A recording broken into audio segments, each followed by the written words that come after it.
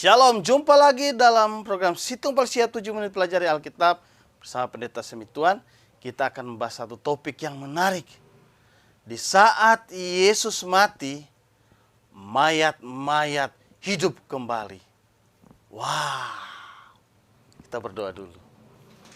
Tuhan Yesus, pimpin kami supaya kami dapat mengerti firman-Mu dan dapat melakukan dalam hidup kami. Amin. Ya, itu terdapat di dalam Matius pasal 27 ayat yang ke-51 sampai ayat 53. Dan lihatlah tabir bait suci terbelah dua dari atas sampai ke bawah. Dan terjadilah gempa bumi dan bukit-bukit batu terbelah. Dan kuburan-kuburan terbuka dan banyak orang kudus yang telah meninggal bangkit. Dan sesudah kebangkitan Yesus, mereka pun keluar dari kubur, lalu masuk ke kota kudus dan menampakkan diri kepada banyak orang. Peristiwa ini hanya dicatat oleh Matius dalam tulisannya. Sedangkan Markus, Lukas yang adalah Injil Sinoptik tidak mencatat. Yohanes tidak mencatat. Ada tabir bait Allah yang terbelah dua, gempa bumi, bukit-bukit batu terbelah, kuburan terbuka. Wah, mungkin karena getarnya bumi dan kemudian terbelahnya bukit-bukit batu, penutup dari kuburan itu terbuka. Ya, kuburannya orang Yahudi kan berbeda dengan kuburan Indonesia. Orang Yahudi kan gua batu kapur yang digali, kemudian nanti ada penutupnya. Jadi itu terbuka dan orang-orang kudus mereka bangkit kembali. Mayat-mayat mereka, jenazah mereka bangkit kembali, hidup kembali. Dan ketika Yesus bangkit pada hari pertama, mereka keluar ke kota kudus. Ke kota kudus di mana? Kota Yerusalem. Kenapa mereka begitu bangkit, mereka tidak langsung keluar? Ingat bahwa ketika Yesus mati, setelah itu sekitar jam 6 sore itu sudah masuk ke hari Sabat. Sehingga ketika mereka bangkit, mereka nggak keluar karena hari Sabat.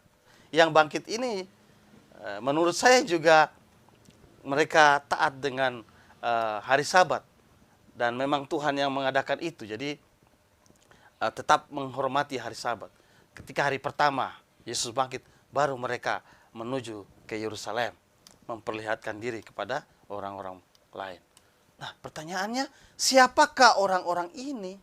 Menurut saya, orang-orang ini adalah orang-orang kudus yang percaya pada Yesus, yang menantikan tentang kedatangan Sang Mesias dengan hati yang tulus. Mereka yang percaya akan kedatangan Kristus, Kristus yang akan datang. Itulah orang-orang itu. Dan menurut saya juga bukan semua, hanya beberapa orang saja, dan bukan juga berasal dari zaman Nuh, Abraham, Ishak, Yakub, Musa. Wah, enggak. Menurut saya beberapa orang kudus yang baru meninggal, mereka bangkit kembali. Karena mereka dikenal oleh orang-orang pada saat itu juga. Nah, kok bisa ya orang-orang kudus itu bangkit? Nah, ingat bahwa Yesus dan peristiwa dia disalibkan itu adalah center dari pemberitaan kitab suci baik perjanjian lama maupun perjanjian baru. Jadi kalau misalnya perjanjian lama itu bergerak mulai dari Adam dan Hawa sampai kepada kematian Kristus.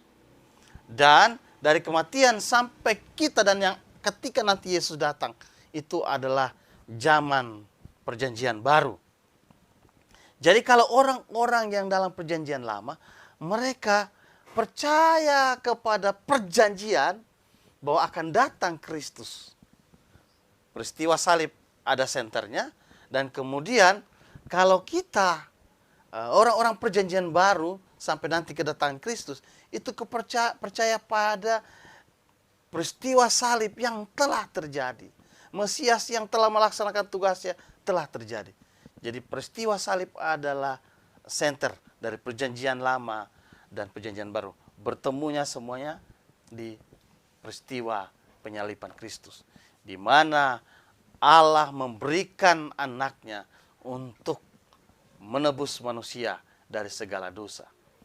Membawa kembali manusia di dalam hubungan yang intim dengan Tuhan, yang baik dengan Tuhan.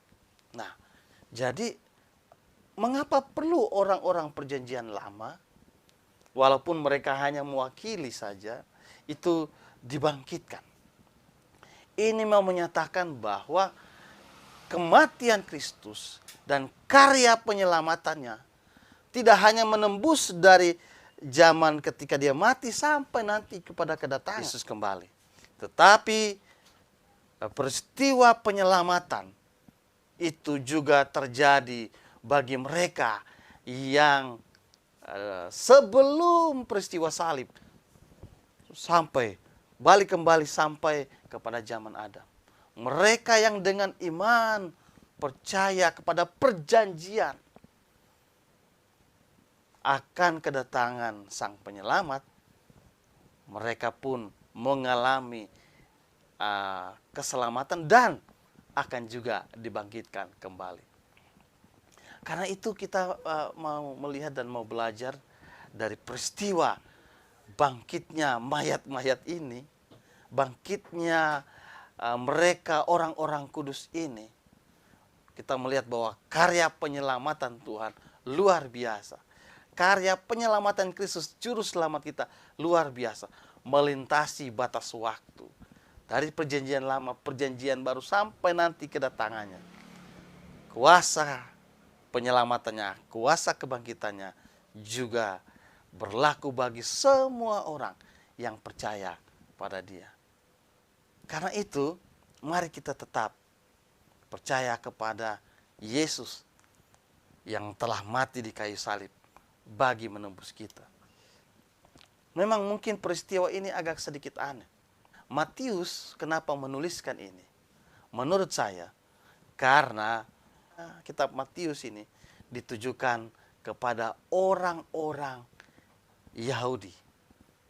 Sehingga orang-orang Yahudi pada saat tulisan ini atau buku ini mereka baca, mereka melihat bahwa janji keselamatan itu bukan hanya kepada mereka mulai dari murid-murid Yesus sampai nanti Yesus akan datang kembali, tetapi berlaku bagi mereka orang Yahudi yang percaya kepada perjanjian bahwa Mesias akan mati dan bangkit untuk menyelamatkan manusia.